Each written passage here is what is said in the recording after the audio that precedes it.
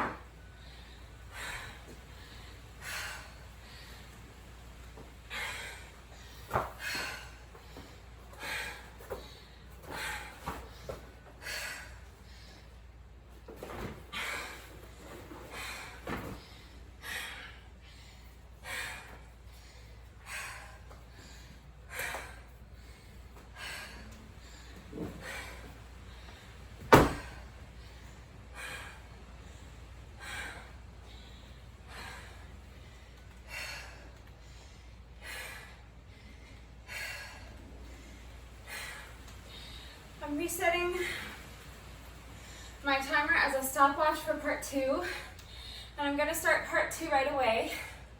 If you need a little bit of a break to towel off, get a sip of water or whatever, just pause the video and then come back when you're ready, but try not to take too long of a break. You want to keep your heart rate up, you want to keep going, okay? So part 2 is just 100 deadlifts with my sandbag. If you don't have a sandbag, you can use dumbbells or a kettlebell or some kind of weight you can find around the house. We'll talk about it afterwards, okay? All right, here we go.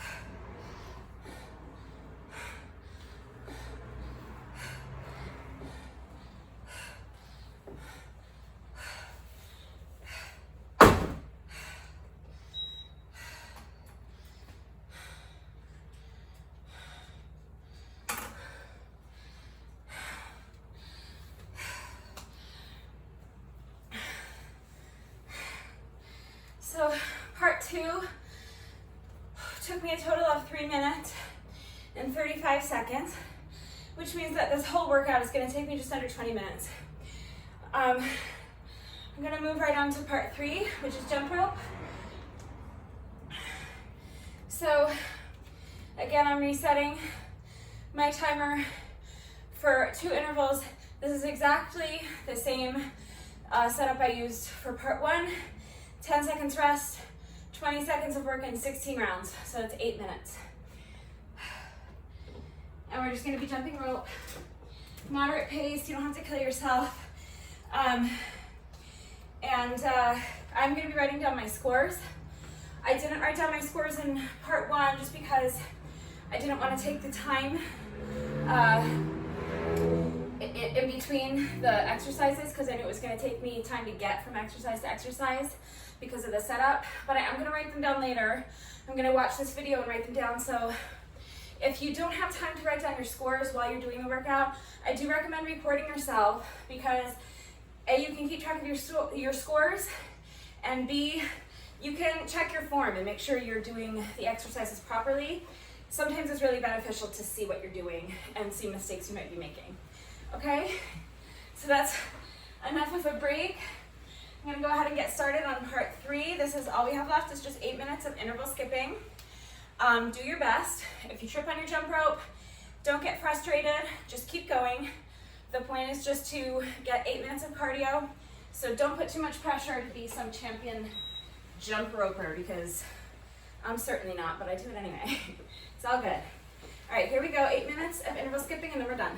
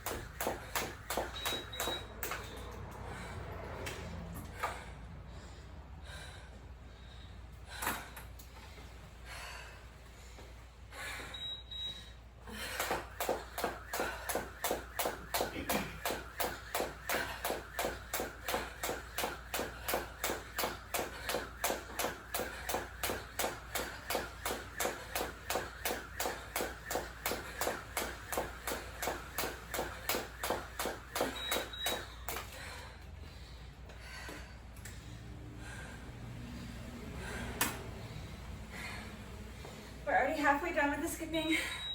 Keep going.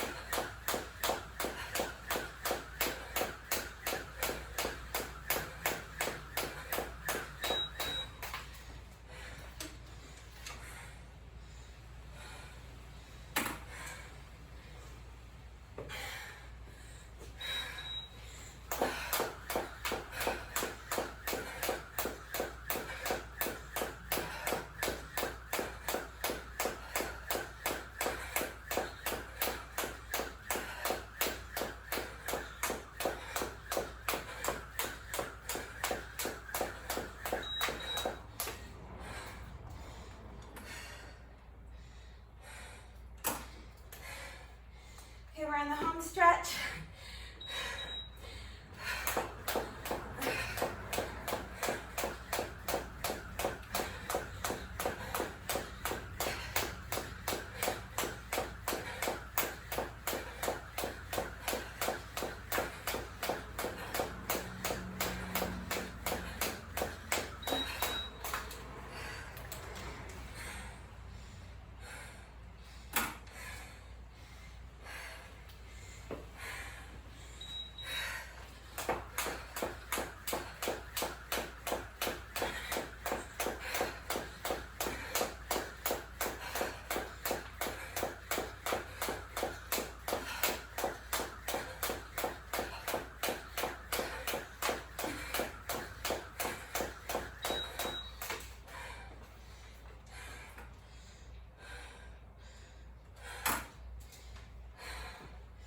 We just have 1 minute left.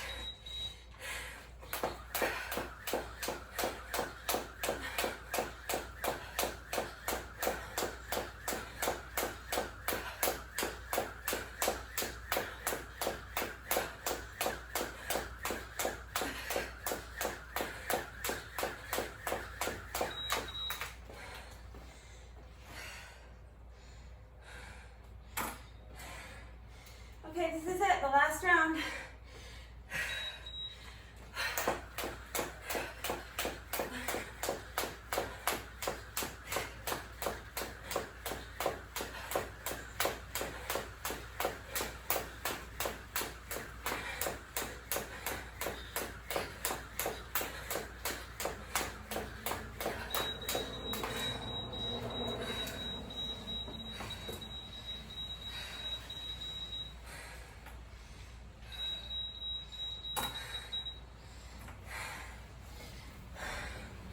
That wasn't too bad, right?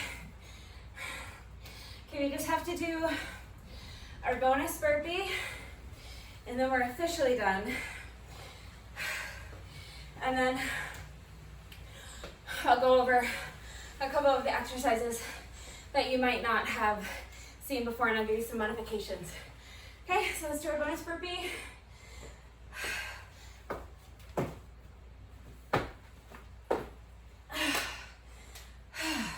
So I'm gonna work backwards, starting with part 3.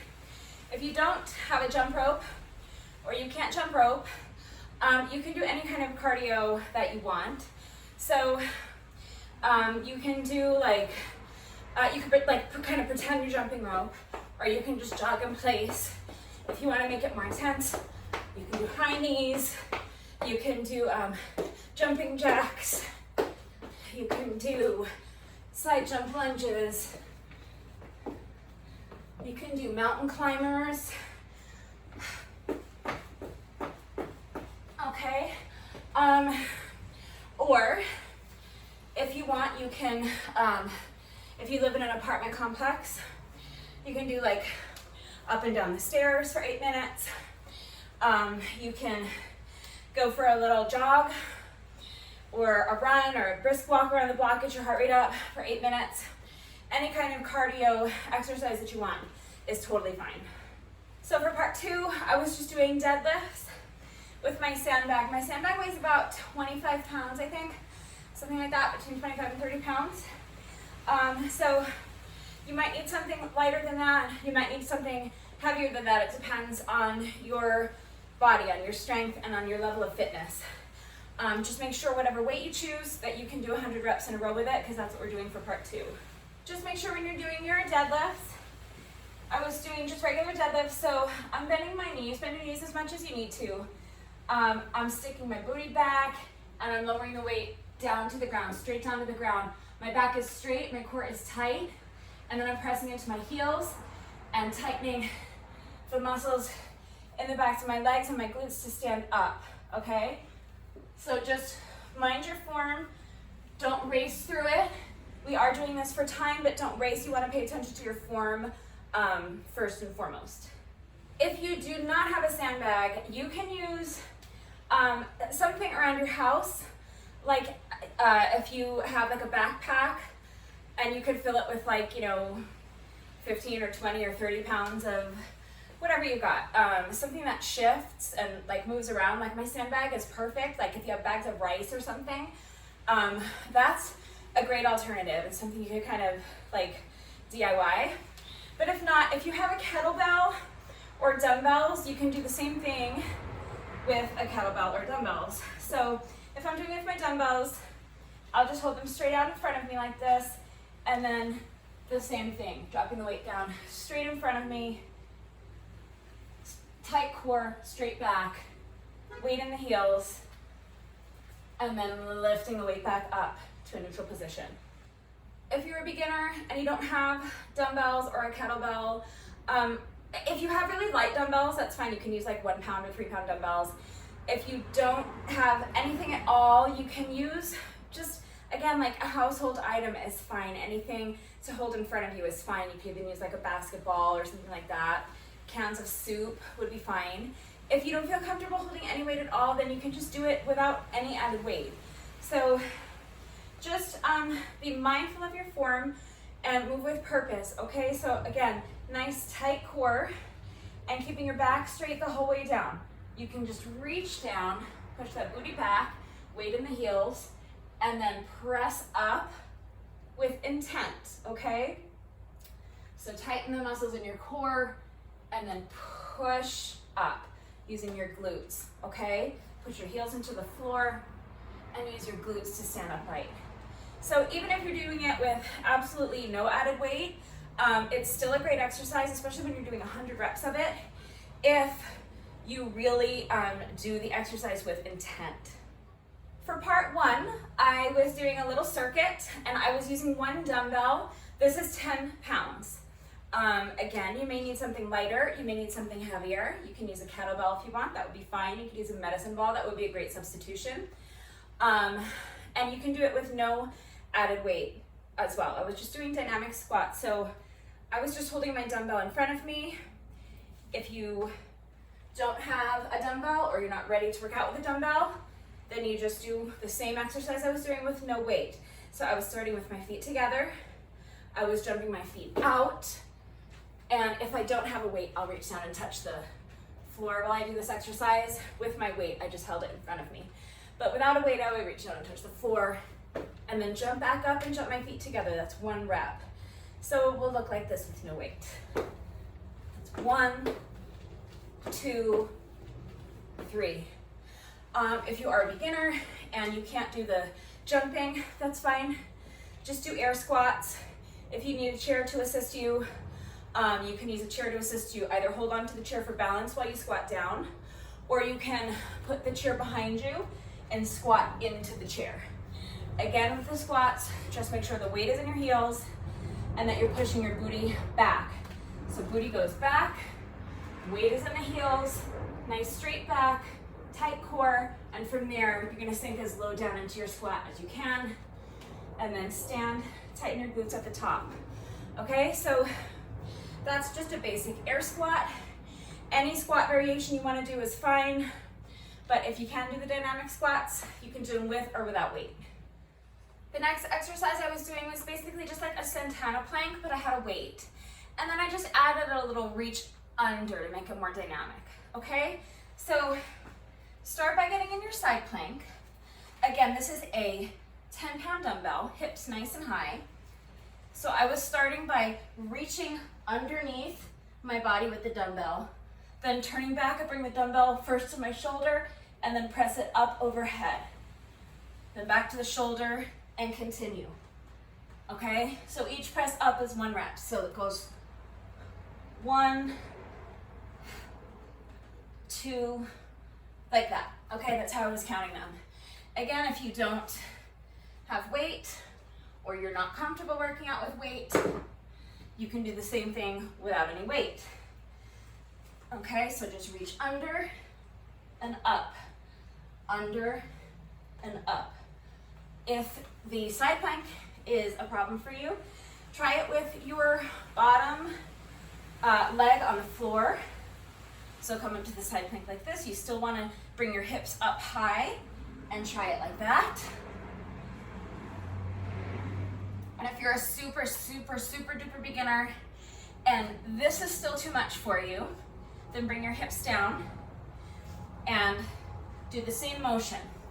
If you're going to opt for this modification, I do suggest that you find something, some kind of weight that you can hold just to add a little bit of challenge, okay? Even if it's just, like I said, a can of soup, it could be a household item, but just to add a little bit of challenge, okay?